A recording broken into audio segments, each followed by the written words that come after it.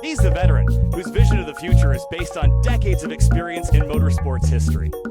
And this guy is the young gun, quickly building a reputation, and whose vision of the future of our sport is based in the avant-garde and in the sim racing world. He's Kyle Heyer. And he's Greg Kramer. Welcome to Eyes Up.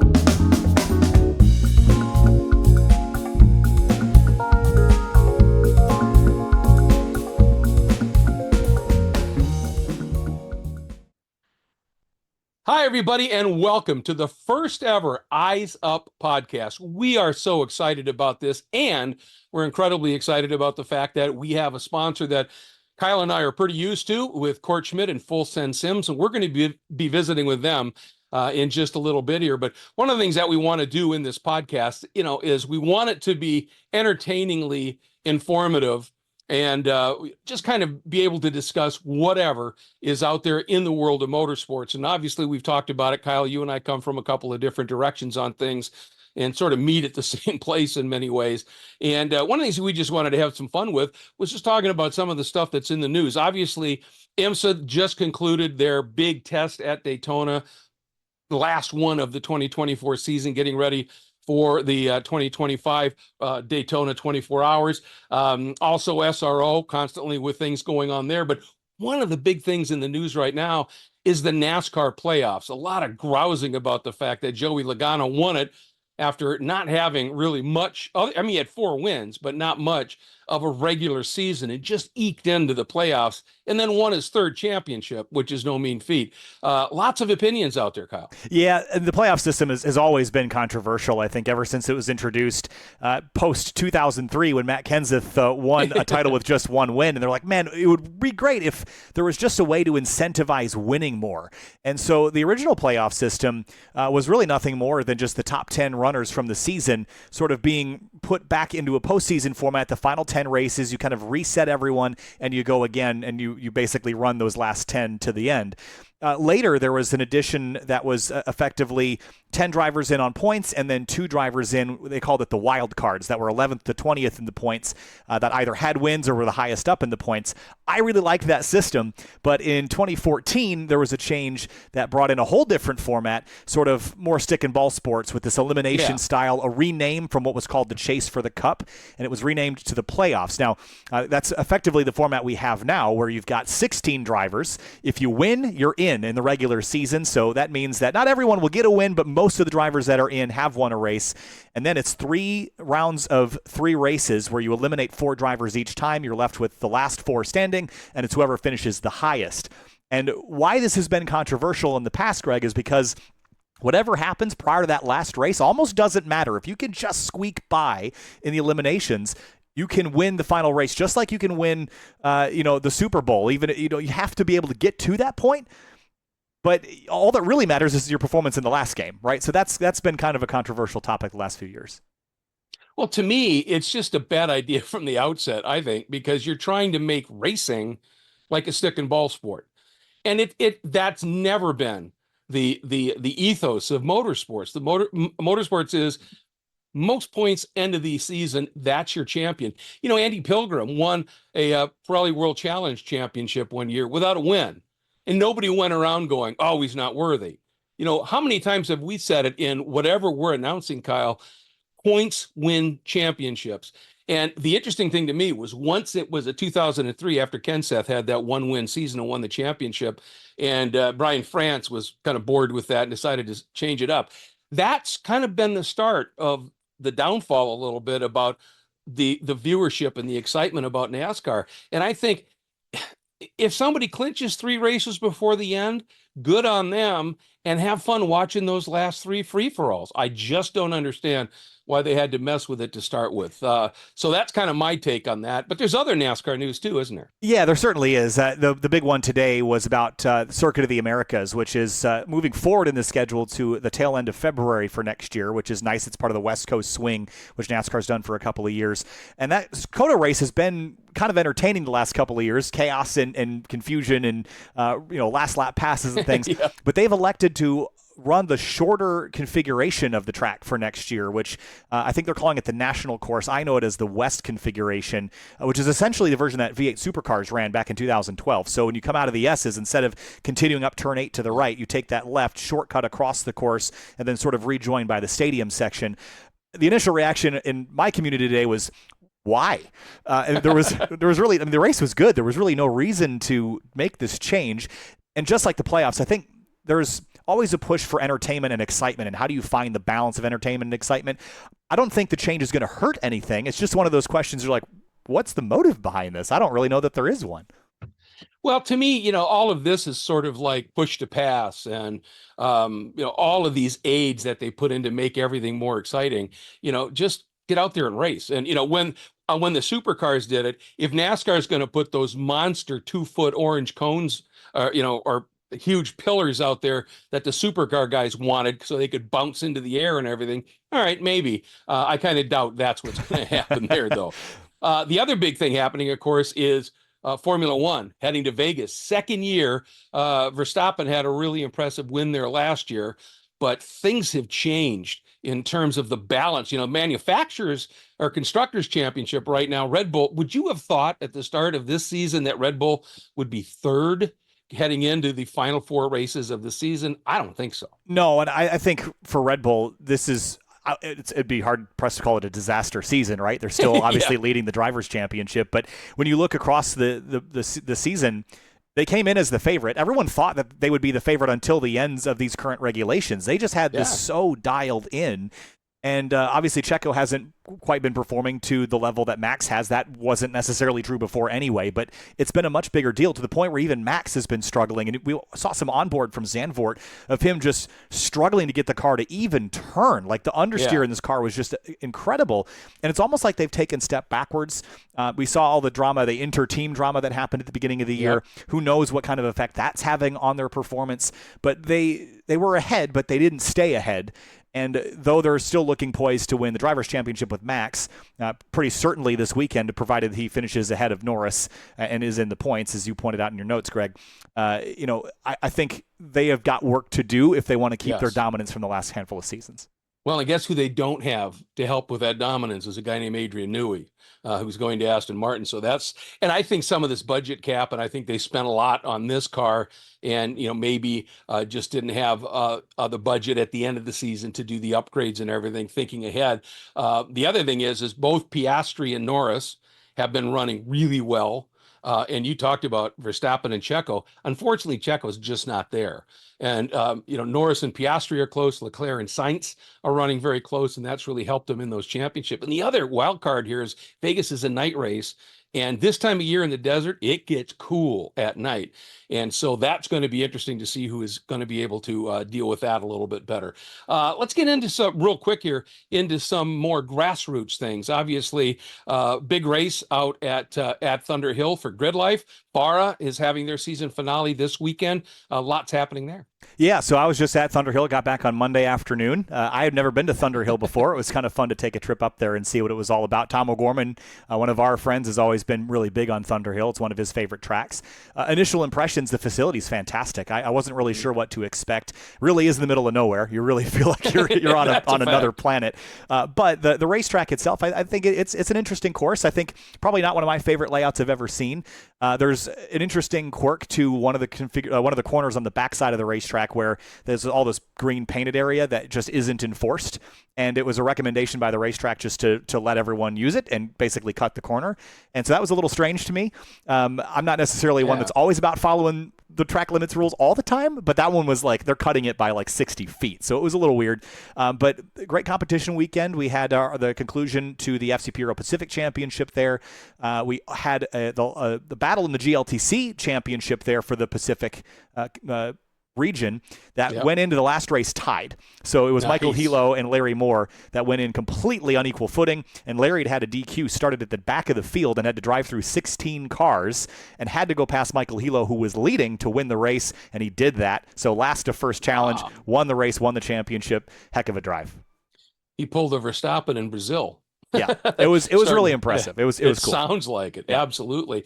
And again, FARA season finale coming up this weekend. The Pro Spec Miata series. After Todd Burris sat out one of the races at the fifth round at Sebring, he was leading in the points. Now is chasing by a little bit, but it's pretty compact at the front. All of us who love Spec Miata love this new Pro Spec Miata series, and it's going to be really good. They're going to run the normal GT and prototype sprints and the enduros, and of course Formula FAR. It'll all wrap up at Homestead this weekend. So lots going on, obviously, and they're looking at expanding next year for the first time out of Florida to 3 venues, including going as far north as Audubon. So should be some interesting developments there, and we look forward to following it all. But what we want to do now, obviously, is we were very fortunate to have a great relationship with a wonderful gentleman who has a fabulous company, and it's Full Send Sims, and he and his company really put the emphasis on the Sims part of it, not necessarily not the full send, but they've really taken it to a new level,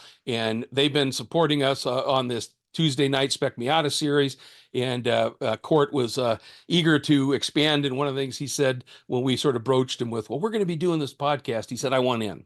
And we couldn't have a better partner. So let's welcome in Court Schmidt of Full Send Sims.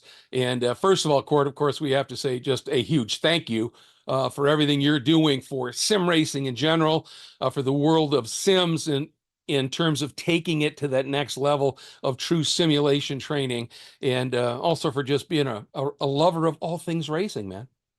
Yeah, thanks, guys. Really happy to be here. This is pretty cool. Hearing two buddies just talk about racing. This is what it's all about. I love it.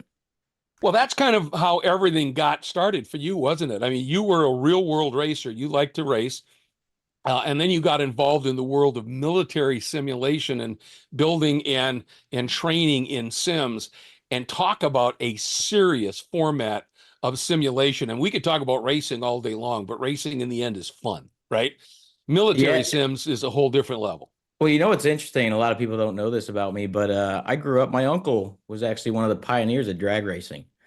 And, back in the days of Mm, Shirley Muldowney and Jack Roush and all that, he was an engine builder and he drag raced himself. So I grew up kind of in that world first, right? And then, getting a little older, always a fan of cars. That was just life. I could read and recite every stat from Road and Track, and, really kind of digging into it growing up. And it was just always in my heart. So, I eventually ended up getting an automotive engineering degree, and then ventured into the world of automotive and found that, the kind of the real world automotive industry for me wasn't really where I wanted to be. I knew there was something else.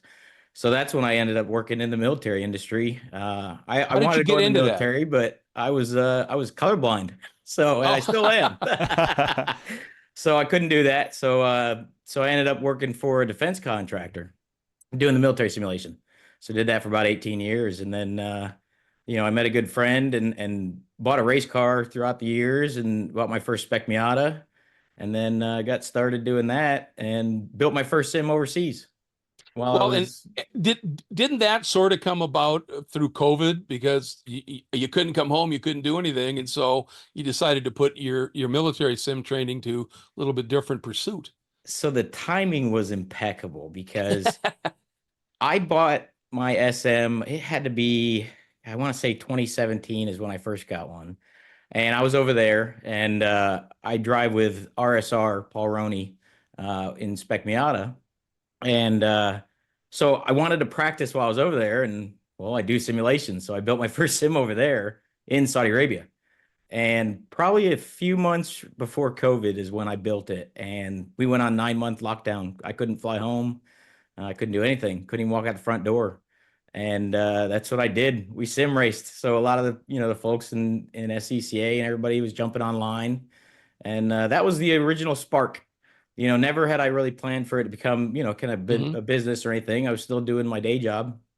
And when I came back, I said, maybe I could, help other people figure this out. Because that 9 months was a process trying to figure out what to build and, what to configure, and Right. then kind of applying, that military background that I've got for training, really trying to make it a true training tool was difficult. Well, I was, of the three of us, clearly the last one to come to the excitement and energy and everything of sim racing. I came into it literally kind of dragging, screaming and shouting about it. Kyle, obviously you got into it in college when you started not only driving, but created a sim production company for racing. Yeah, that's sort of along the same line as you, Court. It was really the pandemic that fired this off. I'd done a little bit of esports production prior, but when the pandemic hit, it was like, all right, what do you do? I'm in school, but we're not really going to classes. You have all this time you're sitting around. What's something I can do that's productive? And that it ended up kind of being that route. But my introduction to motorsports was as a race fan first, and then into esports via iRacing. And as much as it was a training tool, for some drivers, for others, it was just a fun Wednesday night, Thursday night thing to do. And they wanted to have their stuff, broadcast on the internet, just like a real race. So that's how I got into it. But now it became a training tool for me for the career that I work in now. And Court, we've talked at times about how not only is it a training tool for the drivers, but also for everyone around, race control and stewarding and all the other jobs within motorsports. It's not just the driving perspective, although that might be the most relevant for Full Send Sims. Within the Full Send Sims esports series, we've also explored a whole bunch of other roles: broadcast, stewarding, driving schools, coaching, all those things sort of spiral together. Yeah, it's pretty amazing how it's kind of all evolved. I mean, coming in with you guys and running the broadcast for our series has just elevated it to a whole new level, and has really even opened my eyes to the possibilities of how we can help people learn to real world race. We're not here to replace racing. We just want to do it more. And what better, the sims are available 24/7. So, and you get better off track, and just makes you better on track. And, that's kind of the whole philosophy, and it's just all built out of passion. Well, and that's the thing that actually got me kind of hooked into this, because, I'd done, IndyCar 2. I mean, that was really, I'm dating myself terribly, but, that was, with a bad set of wheel and pedals and everything. And it was purely a game, right? And then I didn't have much to do with it. And I didn't realize how evolved things were getting. And during the pandemic, it's interesting how this pandemic thing ties into everything. Because when the pandemic hit, and Kyle, you'll remember this, when all of the racing series stopped, they started doing lots of sim racing. IndyCar even was on NBC Network because they had the time to fill. And I knew that when the pandemic ended, for the first few races, we were going to be talking about who did what in the sim world. So I sat and watched them. And I literally had to almost tape myself to the chair. Because when I first started to do that, I was thinking that IndyCar 2 game, and I'm sitting there going, this is a game. There's no consequence to this, and I'm just not enjoying it. And then Kyle asked me if I would help with call one of the off seasons of the Grid Life sim racing. And I wanted to, because I wanted to see what it would be like from that perspective, to be announcing it. And to my amazement and absolute delight, the minute the green flag dropped, I was all in. And so then I started to hear about the actual sim training. And, to me, I'm a huge Apollo fan. And I've read books and books and books about the simulation training they had to do to be able to land on the moon. And I started to see this connect now about how now racing simulation is a huge training tool to be able to prepare for real world racing. And like your logo and your slogan says, practice makes podium. And you've taken that now. I mean, people will do coaching remotely because the sims are that good now, right? Yeah, I mean, the technology is just, it has just ramped up exponentially, even over the last 3-4 years. When I started putting hardware together, it was good stuff, and I wanted Mhm. more. And then the more and more you look out there, it's just everyone's kind of embracing it, and it's going hog wild now. And I love it because I can, really start to play with the kind of technology that we blur the lines as much as we possibly can, between the real world, and it's working. I mean, it really isn't. Like I said, that's ingrained in me for, working the military training, working on bases, and, doing the tank training and the flight training. And these guys have to certify on these sims before they can even touch an actual vehicle. Mhm. And next thing you know, they jump in one and they're doing exactly what they were doing anyway. So it's good all around. I mean, it really does pay off in kind of those respects. And myself included, racing, when I started circuit racing, it was something that was totally new to me. And without the sim, I felt lost. And obviously, Paul Roney bringing me up to speed, and you do your driver school, and you get out there for that first race. It's like, man, I can't mess this up. Like, So so you want to practice on the sim some, and it does. It lowers the nerves. It gets you used to things. Like I said, it's not going to replace it, but it helps. one of the things that I always found interesting when we would talk to drivers that had real world experience first and then got into a simulator was, they always struggled going the other way. It seems like Yeah. sim racers that start in the sim environment and then move into the real car had an easier time than those that started in a real car and moved back to the simulator. And it's because, at least it seems to me, Court, like when you're in a simulator, you have a lot of the same touch points, but you don't have all the information like the G forces and the smells and all the vibrations and things. Although there are some ways to emulate some of those forces. It seems like when you go to the real car, now you're getting everything that you got from the sim plus more.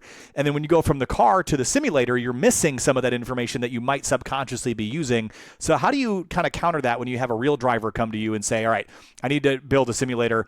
I've struggled with them in the past. Is that something that you've had to deal with building sims for a customer before? Absolutely. Yeah. I mean, we've built, pro rigs for IMSA drivers, and basically what I tell them, at least for our sims, because this is the difficult part, right? A lot of the things that I do kind of configuration wise are vastly different than, other companies that are out there. And the fact that I race, I know what the sim should feel like, right? So every sim we tune, all my guys are competition racing licensed. That's another part of it. They have gone through and they race real world because they need to know what that feels like, right? So when we tune a sim, we don't tune it to be a sim to be fastest on iRacing or any other software. We tune it to make you faster in the real world. That may make you slower a little bit in the sim, right? So a lot of these guys can find tricks and little things to lower their force feedback. We don't do that. We build these as strictly training tools. So when I tell a driver, get in and drive it like your car, and they do, they're tense off. It's amazing. It really is. And that's kind of the game changer, right? It really boils down to how you tune that sim based on feel and the other things we add in to kind of trick the brain. And a lot of it is in the configuration of the wheelbase, adding that kind of weight feel and when it lightens up in the rear, and some of the chassis vibrations we numb out if you're starting to lose under braking or lock up or those kind of things. So if you're just plugging in hardware and hoping for the best, a lot of that you're not going to get. And Kyle, you were talking about going, the difficulty of going from the car into a sim, but the other way how it works. Court, tell the story about, in particular, one of your employees, Josh Bakari. He'd been, doing the sim, and he recently went and did his, I think it was a driver's school. Mm-hmm. And I think Beans did it with him, Beans Forrester, and all the time in the sim, it was amazing to me their comments when they got out of the car after each session, and particularly after their first race. Yeah, it's pretty amazing. So Beans is one of my one-on-one coaches that people book through the website, and he does a lot of sim training with them. And again, he lives by the real world racing rules, right? Now, granted, he had never real world raced up until what was it, last May, I think it was. Mm-hmm. And he got in the car, and it was so funny because when I talk to, a lot of the sim guys come up to me and say, well, why do you use these pedals and not these pedals, right? They always want the best ones, the ones that are out there. And I always tell them, it's based on application. One set of pedals isn't going to be the same as, another set to replicate what some type of car feels like. Now we're using active pedals and we can change it and make it feel like what it wants. But Beans had always run a stiffer pedal. And we always went back and forth on, his pedal's too stiff for a Spec Miata. You want it a little bit looser. And, he's looking more at that sim hardware. Well, he gets in the car and first thing he does is locking him up constantly. And I talked to him and I said, hey, lighten up the foot, man. We can see it immediately. And this is what we've been talking about, is that little bit heavier foot. And he did that, and everything else was just, it was like he's been driving for years. It was amazing. And Josh Bakari too. Josh had never even been to a racetrack Yeah, I a know. year That's prior. a great story. Yeah. Yeah. And you know, he came to me, he approached me about working for me, and you know, we kind of did a test run. I said, come out to a racetrack. And he's like, really, this is cool. This is already works pretty well. So, you know, he's always been a big car guy, but never really in the racing world. There's a big kind of delineation between the two. Hmm. And he comes out, and I gave him a ride along in the BMW, and you know, we're doing all these things, and he's just on cloud nine. And from then on, it didn't matter what he was doing for work. He was hooked.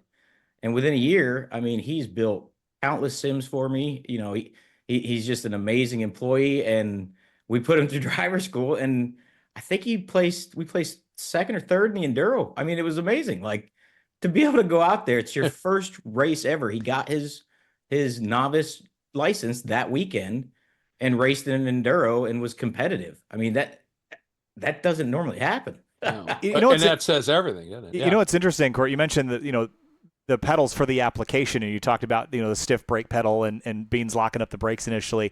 One of the things when you talk, you look at like driver swaps that NASCAR and F1 drivers have done. One of the things they mention is the brake pedal and how hard you have to hit the pedal and how quickly you need to get to your maximum pedal pressure to take advantage of the downforce and things. So it's like if you're driving a formula car, you're probably going to want your pedal to be pretty stiff and have a pretty Yep. big load on it.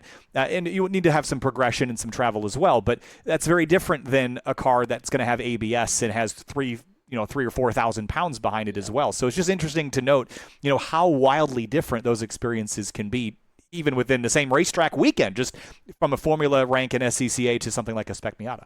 Oh, 100%. I mean, you know, when we build sims, it's all about muscle memory. That's one of the biggest components, right? So if you're training on something and kind of doing negative training, right? And you go out and you've built this leg muscle up to hit that brake pedal so hard, and then next thing you know, you're in a car that basically the weight of your foot could potentially lock up these brakes, but you've trained your leg to push it a certain way. You're going to do it without thinking about it, right?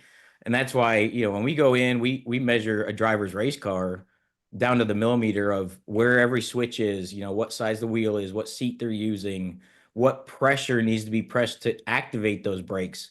Even in, you know, like an H pattern, what's the pressure it takes to push that into gear? All mimicking all of that, because when you get in the real car and say, you know, if you've got a really notchy shifter and the other one's a slush box, it's not right, right? So you got to kind of, you know, work those things in. So yeah, no, it's all about application. It's pretty interesting, really. Well, the other thing that I wanted to touch on with your military connections, you've gotten really involved with this group called the Veterans Trust, and this program that you're starting to do with them.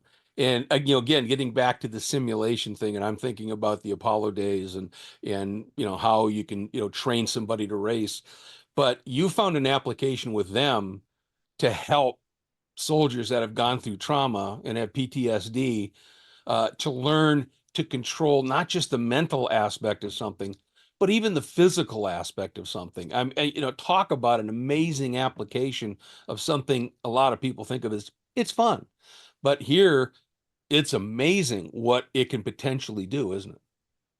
Yeah, you know, this is kind of a big one for me because 18 years overseas in the Middle East and kind of really seeing, you know, what these guys go through. And, Right. you know, fortunately, I wasn't, you know, I wasn't directly in the battlefield, but I was pretty close Hmm. and doing a lot of the tank training and things like that, you know, put me in those kind of hot zone areas and just seeing things that, you know, it's tough to see. And coming back, and these guys don't want to sit on a couch and talk about their feelings, right? So what we're doing is, you know, I'm working with the Veterans Trust, and we're basically the sim provider for them, and we're building an entire what they call a self-regulation therapy program, and we've partnered with a medical university down in Fort Lauderdale, and the program's just now going into what they call a practicum next year, and that's basically kicking off the program. We've been doing studies and testing, you know, for the last 6, 8 months, and really working on the program for about 3 years now. They approached me after talking to some other sim companies, and they basically were referred to me by another fellow racer that said, just talk to Court. He's got the background that, you know, can help support this. So they reached out, and yeah, I told them I'm 100% in, whatever it takes, we'll get this sorted. So we're kicking off a program that we've got 4 simulators out there now for them, a couple in the lab, a couple at a site that they've got in their shop. And, they're bringing together veterans and finding, folks out there that don't want the standard therapy that goes out there. And it's pretty amazing. We are teaching these guys to race while also, it's kind of like learning something when you don't know you're learning it. And, it's kind of you're doing something fun, but you're learning at the same time. That's what it is. So our coaches are, helping them learn to race. And then the doctors are helping them learn to self-regulate at the same time. And the Talk about program, that a little bit about, what the physical aspect of this training does to help these vets with PTSD. yeah, no, I'm by no means a doctor or anything. So take what I No, say with a grain of salt, sure. but they're monitoring, they have all these medical devices hooked up, and we've configured it to where when we build the sim, this all kind of fits while they're driving, right? That was a big challenge we had. So they're hooking them all these heart monitors and, respiratory machines, and they're monitoring and capturing data while we're progressing them through a training program that starts, a car that's slower in an automatic. Then they move to kind of sequential paddle shifters and then the H pattern, and we're teaching them how to heel toe. But along the way, we're introducing these things that can, kind of cause, their stress levels to increase. And man, if you think about it, it really makes sense because they're learning all these new techniques and everything. Yep. They're putting stress on their bodies that they've never really seen before because you're using muscles that you don't normally use on a daily basis, right? Yep. I mean, we all get out of a race car and we're sore. So it's the same thing on the sim, right? Because we've built a sim that helps replicate real world so much, we're putting them through this physical aspect and mental aspect at the same time, and we're seeing really good results. As they get higher up with the speeds, the more intricacy of the shifting and all those stress points. As I recall, the doctors were also talking about at that point, they're helping them with stress management, how to breathe to bring the stress down. All of these things you can do mentally and physically to reduce stress in a stressful situation in the sim. Yep. But every one of those applies when you're out of the sim in real world and something triggers. Exactly. And Yeah. you So can start to employ that, right? they're learning the same techniques in the sim that they can carry out to the real world. And that's the biggest part of that. Yeah, it's great. We're teaching them to race, and they're going to be able to continue on, and hopefully, we'll bring in partners that allow them to carry on to driver school or work on race teams. And, kind of the racing world has a ton of connections that, people are always open to those kind of opportunities. But yeah, in the real world, in anything, they get in a crowded area and they're hearing loud noises, or all of these techniques still apply. And that's what's so awesome is, we can actually truly help veterans in an enjoyable fashion for them. And it's not going to be for everyone, Sure. but if you're basically what Veterans Trust is doing, that's really cool, is they do these ride along events, and they're hooked up with FARA and working, with all these other racing sanctions, and getting people out there, giving them ride alongs. They do drifting events, all the disciplines of motorsports. And through that, they find the people that are truly passionate. They already have a great time, but their concern was, we don't want to just have them have a great time one day. Yeah. We want to continue that for them every day, right? And that's where the program comes in, and really, it's pretty amazing. It's a great idea. And I think also there's a huge social aspect to it as well, right? I mean, not knowing this from Operation Motorsport, which I've kind of interacted with and experienced in the SRO paddock a bunch, where they're taking folks from the military that are retired military and putting them into a team environment. There's also a social aspect to that, where they're working together on teams. That's something that they're familiar with and used to. And in the sim racing world, while it's not necessarily in a physical environment, there's still team building. You're still, endurance racing in the simulator. You're working with teams. You're driving with other people. So it's like there's a social aspect to it too. And we go back to the pandemic, and for me, that was one of the big aspects of it when I wasn't broadcasting it, or even when I was. It's just the social connection, the community of it as well, I think is important too. Oh, absolutely. every time they do one of these ride along events, it brings out new folks as along with people that have already they're coming back for the next event, right? So continuously they're finding it, they're getting vets to come out of their homes, get acclimated to that kind of environment and just have a good time at the racetrack. And then now when we're doing the program with them, we're actually going to be putting them through our virtual league as well. So you guys will be, eventually announcing a lot of these guys that become drivers in our Spec Miata series. And then eventually, like I said, if they want to go on and continue to drive, we're going to try to help them do that. It's kind of a never-ending program. Sure. But each stage of that, the different avenues of socializing, and you've got everyone chatting on Discord and online, and then you've got everyone at the racetrack and even at NSU. I've met a lot of great people over there, and when the vets come in, they're just amazing. Everybody's been so open arms to the program, and it's going to do very well, I think so. Well, and I think, Kyle, talking about that social aspect, I fell in love with racing when I was in Europe, but I didn't become a deep part of my actual social life until I joined SCCA, right? And started to go to races and learn to flag, and that social aspect is, racing is a lifestyle more than just a hobby in a lot of senses. So when you're at the track, like you said, Court, when you're on Discord, when you're whatever, you're literally connecting with family in a way because everybody shares that passion. It's a form of social media, effectively. I mean, that's a really good point. I mean, it really is. And I know social media gets painted in a negative light a lot of times, but it really is a form of social media. Gaming in general is media and entertainment, right? So, but it is a social thing by nature. Now, can you sim race on your own against AI opponents or play Gran Turismos and Forzas of the world? Absolutely. But in the context that we're talking about at this, the competitive level, it is a social activity, a social environment. Now, is everybody your friend all the time? No, but again, it's like social media, and I think just the exposure to people and the connections that you can find in it as well. I mean, certainly professionally for me, that's been a huge deal. That's where all my connections stem from is sim racing. So I think there's the social aspect goes beyond just having fun with people. It is. It's a career path also, and there's friends there. You can just build bonds and trusts and really your community now is nationwide or even worldwide. Yeah, and some of the stories you hear from these vets, it really is just it's life-changing for them to go and experience this program, but the things they've experienced in the past just are mind-blowing. I mean, these guys have done things that, they're flying Blackhawks and doing all this cool stuff. And to hear what they've done is it's really cool to hear. And even it's a social aspect for us too. My guys are, interfacing with them, and, it really is. It's a good situation all around.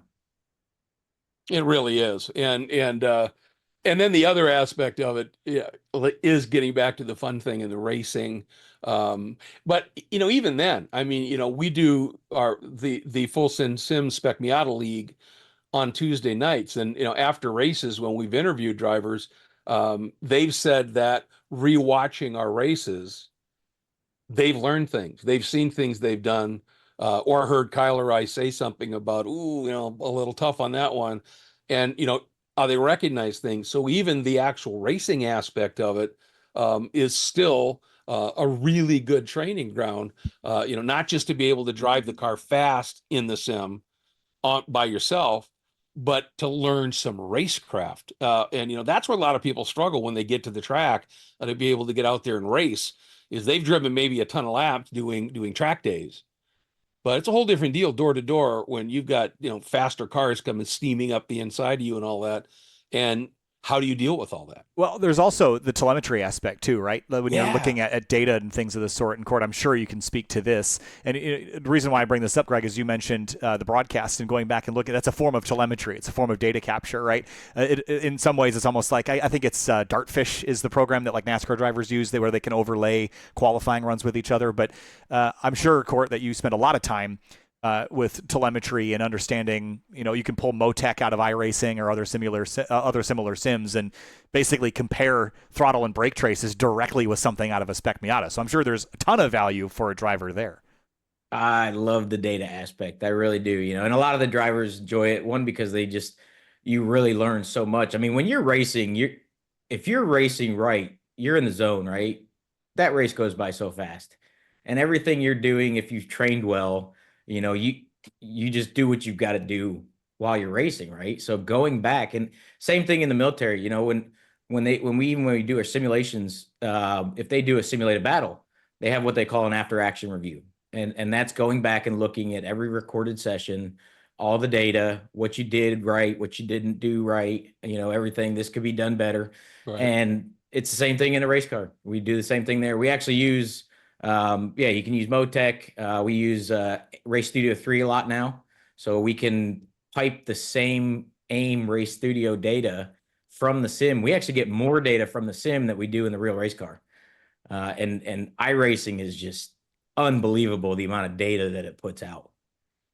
Well, and one of the things I find interesting that you do, you've got a trailer that has two sims in it. You can load up more if it's, okay, you're bringing it for a bunch of people to hop in and have fun. But when you're at the track, you've got the capability for a driver at whatever track you're at that you brought that down to, that's struggling in some aspect of the track, to bring their coach in, and either they can sit side by side, each in a sim, and do lead follow to try and figure stuff out, or the coach can stand behind them with a headset on, and you've got monitors in there with all that data that you're talking about, so the coach can see live time data while you're training and help you do it without having to rent a track for half a day. I mean, that in and of itself is mega to me. And to see the instant results, it's one of the coolest things.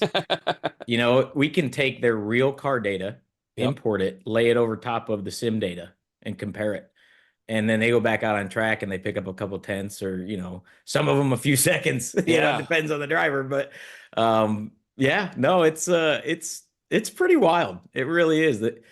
It almost kind of seems like a cheat tool a little bit. Well, I know that in my world, some of the drivers that I interact with now, like Kenton Cook, who spends a lot of time in the SRO and IMSA paddocks, he does a lot of driver coaching, and he's very familiar with iRacing, spends a lot of time in it, actually competed in IMSA's virtual championship back during the pandemic. I think also might have competed in SROs once or twice, and so did Tom O'Gorman, who we mentioned earlier. But Kenton uses iRacing a lot with his students for the exact same reasons that you do, because they can overlay the data directly, and because you can go back out immediately and try something different and not have to spend $11,000 on a fancy track day entry fee and trailer the car halfway across the country. And you can try that same thing across the entire calendar of races that you're going to be at, provided the sim has the tracks you want. So I think that particular tool for drivers that know how to understand the data or have someone that can interpret them for them is really good. I think where you can get yourself lost is if you don't have someone that can interpret that data and you go in and you're not really sure what you're looking for, then it's really easy to get stuck in the microcosm of brake traces and things, that just like you would in a real car. It's like, all right, get comfortable first and then start looking for the improvement. Yeah, that is one of the hardest things. It's almost like a separate training aspect itself, like learning how to, really read the data. Once you know how to do it and learn how to do it, it's like, wow, this is amazing. But you're totally right. The traces, everything can get pretty complex, and just, navigating the software, right? So we build kind of views and things that help people, and we match the views that, a lot of guys will race their cars and they've used AIM for years, but they have a certain view that they look at. And then they get on the sim and they're like, I don't know what any of this is. So you gotta build it back, and we just match it to the real world. And it's all about on the sim side, it's like we want to build it so you don't really notice it. It just kind of blends into the real world. And if something's jumping out at you, then we're not doing it right. It should just be like you're in your normal car. Well, speaking of being in your normal car in the real world, are you going to FAR this weekend? We are trying. I got a couple of installs I may need to do. I don't know yet. I spoke to Jose yesterday, told him I'd give him as soon as a heads up as I can. But man, I tell you, stuff comes in every day, and it's just the business is. I'm beside myself. Like, I never ever expected that we could do what we love as a business. I mean, it's not work anymore, right? It's a lot of work, but it's not work anymore. Yeah. And yeah, we're gonna try. This one might be a little difficult. Are you going down there? Oh yeah. Yeah. Well, yeah, they're streaming it, so I'll be there. I was hoping you might race because I haven't got to call you in a real world race yet. So we are doing some testing at the Turkey Trot Okay. at Sebring for SCCA. If we do go down with the car to Farah, it'll be a test. We're doing a BMW M3 E36, and we've got a livery we're working on. It's gonna be, we're gonna run it with the business, and it's gonna be pretty cool once we get the side of the car out there. So if you watch our SM series broadcast, you'll know what it is, but it's being developed and it's pretty cool so far. So it's coming. I think we're going to focus primarily, competing on the 2025 season since we're so late in the year, and kind of prepping for that. So depending on what we find at Turkey Trot and possibly Farah, we'll go from there. But the car's pretty much ready to go. I'm pretty excited about it. Yeah, I can't wait to see it. Last thing here. Let's talk about just when does the next season start for the Full Send Sims iRacing Esports League? So the guys are actually, we were supposed to meet tonight, but we pushed the meeting. They are finalizing the schedule now. It will be, I believe, very early in January, if not like the first week. We've got some things we're working on that I can't really release yet that are kind of dictating that potential schedule. Sure. Hopefully in the next few weeks, we should have some news about that. Hopefully in the next week or two, and whatever happens with that, then we'll definitely have an answer. So sounds good. And SMX will be the broadcast class, so that's going to be exciting too. Yeah, so we're going to have two series, SM and SMX. SM is going to be Monday nights at 7 p.m. SMX is going to be Tuesday nights at 7 p.m. And every other Thursday, we're going to have the Racecraft Academies. We're also putting together a virtual driver school. So we're going to be working on some of that, and big things to come with that. We got some big plans for that. So that's going to be a lot of fun. But guys, there's that true simulation training aspect of it. I love it. Yeah. Yeah. Just replicate real world, right? There you go. But thank you guys. This is cool, man. I think this podcast is going to be something really special. I mean, hearing you guys talk early on, and by the way, even if you write down everything for NASCAR, I still can't keep track of it. It's complicated. That's the point. It's like green, it's too much to follow. Checkered. Yeah. That's all we need. Yeah. Overtime. That's just my thought. My dad and I go back on this he loves the stats and I'm like, well, they're racing 3 races but stages in one race. But overtime. But the playoff system. I know, it's absurd.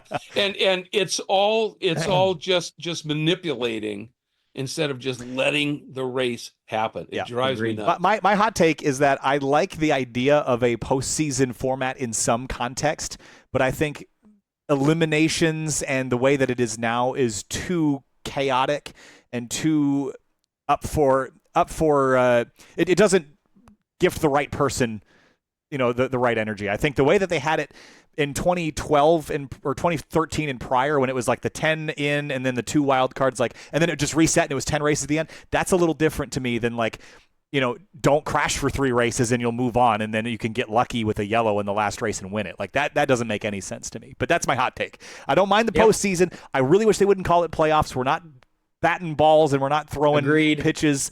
The Chase was a perfect branding name for that, and they should have never left it. Yep, I agree. And I think the other thing that forced that second change that took it to a new low, for a lack of a better way, was what Jimmy Johnson won 5 in a row and 6 of 10. Yeah. And so obviously you can specialize, and I mean Jimmy's a great driver. But they clearly figured out how to get into the chase, and then make it work. I think part of that was that the schedule for that period of time, the schedule was really stagnant, and so it was the same 10 races for years. And so if you just had a really big notebook on those races and you could just execute and do your thing, I will give NASCAR huge props. Really since the pandemic, the schedules have been way more exciting. They've been trying new things. I'm all about trying dirt racing, more road racing. I'm all about trying new things. Sometimes I think it's a little gimmicky, like the Coliseum thing, I think is a little over the top. But Chicago, I think, is fantastic. That's a great event. It doesn't need to stick around forever, but I think it brought in a new fan base. I'm all about trying new things in the sake of entertainment, but don't get stuck on the gimmicky things. Anyone remember the caution clock? Oh yeah. No. Okay, so I need to explain the caution clock real quick. And I know we don't have a lot of time, so I just got to get this out. This was an experiment before we had stage racing. And they tried this only in the truck series for, I think it was 2016. And they basically made a rule that said the race is going to go green. And if there's not a caution for 20 minutes, we will throw a caution, give everyone the chance to pit, and turn them back loose again. If there's any other natural caution, it resets the timer. But basically, you were guaranteed a yellow every 20 minutes. And I think part of this was like, all right, well, we can schedule ad breaks in here. We can make it a little more exciting because we can get some more restarts. We can make some more chaos. So then what happened is everyone was like, this is a horrible idea. It's gimmicky. This is dumb. And then they just introduced stages, which is basically just a caution clock. So they figured out how to do it without making it such an obviously gimmicky thing. Well, here's the thing, right? If you're going to do a caution flag every 20 minutes, make a new flag. It's not a caution. Well, they did invent a new flag with the stages. They have a green and white checker now. So it's like... And they use blue flags for local yellows on road courses, if that doesn't make you crazy enough. Like a solid blue flag is a yellow effect. It's a whole thing. NASCAR's got it. We could do 10 episodes on NASCAR. They just got to be say, though, as a virtual series owner myself, I get it because trying to come up with new and exciting things and, trying to keep everyone entertained, but the racing's still great. Man, it's tough. It's tough. Mm-hmm. It really is. So trying to model a series to, obviously at the end of the day, you want to be able to declare a champion correctly, right? Sure. And, when you start getting into trophies and awards and all this other stuff and stats and, how you calculate these and everything, and you start to say, okay, this is working. We like it. What's the next step? Yep. That's when all these, potential pitfalls can happen. And when do you know when you're done innovating, right? Can you ever be done? In NASCAR's position, it's still the most popular motorsport in the country. So they're still doing something right. As much as we can all say, this is terrible and gimmicky and awful, it still gets people to watch it. So like to some extent, you're like, like we're all mad at it. Like we always joke that like the whole fan base is always pissed at NASCAR, but they're still crushing it. So it's just, it's again, we could talk for 10 episodes about NASCAR. I'm sure we'll talk. I think we'll see changes in the future. I think so too. Yeah. I think so. Oh, I would think so. Yeah. And let's hope one of them is not a blue flag for a yellow on a road course. Well, Court's colorblind, so it probably wouldn't matter either way, would it? Yeah, that was. Yeah. I can tell flags though, so that's the good thing. Okay, that's good. That was implemented to slow the road racing. Hot shoes that they bring in every once in a while down. They see a blue and they get freaky and lift or something. I don't know. Anyway. Yeah. What's the old saying about NASCAR? You never really know who's going to win, but you sure know who won't. So that's one of the things. Hey, Court, thank you so much, man. This has been absolutely enthralling. And what you're doing with the Sims, and I mean, not just, providing Sims for people to train, but the work with Veterans Trust and just the way you go about it. I've had a number of people say that looking at that your Sims are works of art in terms of the wiring and all this, and that you've just taken it to another level, and we appreciate all that. And of course, we're kind of partial to you for supporting this and for what you do with the Sim League and everything. Thank you so much, man, for taking some time out to talk to us on our debut podcast. That's an honor, guys. Thank you so much. I really appreciate it, and it's always a pleasure to talk to the Greg and Kyle duo. I love it. Well, thanks, Court. Greg, final thoughts. This was fun. I think we got some fun guests coming up, and we're expecting to get a couple of these out hopefully before Thanksgiving, and we got plenty to talk about, I'm sure, into the off season here. Oh, I would think so. Yeah. We're looking forward to some of the guests that we have lined up, as you said, and we're kind of mulling over, are we going to start this first of the year? Or are we going to do it early December? And even Court chimed in on that one, and it was a great idea, saying, look, there's going to be downtime, right? Racers are going to be hungry and thirsty for just some fun chat. And we thought this would be a great time to do it. And I'm just pumped to be doing it with you, because what really kind of spurned this idea with me was when we would just sit and BS about stuff about racing. And I just love the different perspectives that we came at it from. and bring in some great guests and everything. I think we could do something special. And as always, I'm delighted to be doing it with you, man. Yeah, it's been fun. I'm sure next episode, are we able to talk? I guess can we talk about it because we'll know. They'll Sure. know. Yeah. Go for No it. reason not to. Our next episode, the one, the only, the legend, the winningest driver ever at Sebring, one Johnny O'Connell. Yeah. Will Really be joining excited. us. Really excited for Johnny, and I know Johnny from the SRO paddock, and it's been a fun couple of years, kind of getting to know him, and I'm sure he's going to be a really exciting chat that we've got coming up here, Greg. So, hey, episode 1, we did it. We took us a while to get it rolling, but here we are. Exactly, it is done. It's in the books. Court, thank you very much. And thank you, everybody, for tuning in and watching or listening on whatever podcast service you are enjoying it. And we will be back in 2 weeks' time. We'll see you then.